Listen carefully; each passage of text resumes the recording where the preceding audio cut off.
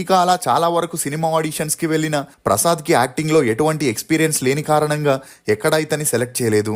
అలా 6 నెలలైనా ఒక్క ఛాన్స్ కూడా రాకపోయేసరికి బంధువులు కూడా ప్రసాద్ని భారంగా భావించి తమ ఇంట్లో నుండి పంపించేశారు. దీంతో ఎటు వెళ్లాలో ఎవరిని కలవాలో తెలియని ప్రసాద్ అమీర్పేట్ బస్ స్టాప్లో పడుకునేవాడు. అంతేకాకుండా చేతిలో చిల్లిగవ్వ కూడా లేకపోవడం, తినడానికి కూడా డబ్బులు లేకపోవడంతో ఇంటికి వెళ్ళిపోదామనుకున్న తల్లికి భారంగా ఉండడం ఇష్టం లేక ఏం చేయలేని పరిస్థితుల్లో ఉండేవాడు. ఇక అలా ఒక స్టేజిలో పోలీస్ స్టేషన్లో భోజనం పెడతారని పోలీసులు వేశ్యలని అరెస్ట్ చేస్తుంటే తను కూడా వారితో ఉన్నట్లు నటించి పోలీసుల జీపులో ఎక్కబోయేవాడు. కానీ అక్కడున్న వారు తమకి అతనికి ఎటువంటి సంబంధం లేదని చెప్పడంతో మధ్యలోనే ప్రసాద్ని దింపేస్తుండేవారు. ఇక ఇలా ఉంటే అవదని మరుసటి రోజు రియల్ ఎస్టేట్ ఆఫీస్లో వేకెన్సీ ఉండడం చూసి ప్రసాద్ అందులోకి వెళ్ళి జాయిన్ అయ్యాడు. అలా 3 నెలలు అక్కడ పనిచేసి కొంతవరకు డబ్బుని పోగేసుకొని ఎలాగైనా తన లక్ని సినిమాల్లో ట్రై చేయాలని జాబ్కి రిజైన్ చేసి డైరెక్టర్ మారుతి దగ్గర అసిస్టెంట్గా జాయిన్ అయ్యాడు.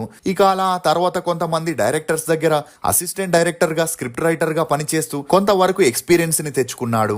ఇదిలా ఉంటే అదే టైంలో బైక్ మీద షూటింగ్ స్పాట్కి వెళ్తున్నప్పుడు ప్రసాద్కి యాక్సిడెంట్ అయి తలకి కాళ్ళకి తీవ్ర గాయాలవ్వడంతో 10 రోజులు కోమాలోకి వెళ్ళిపోయాడు.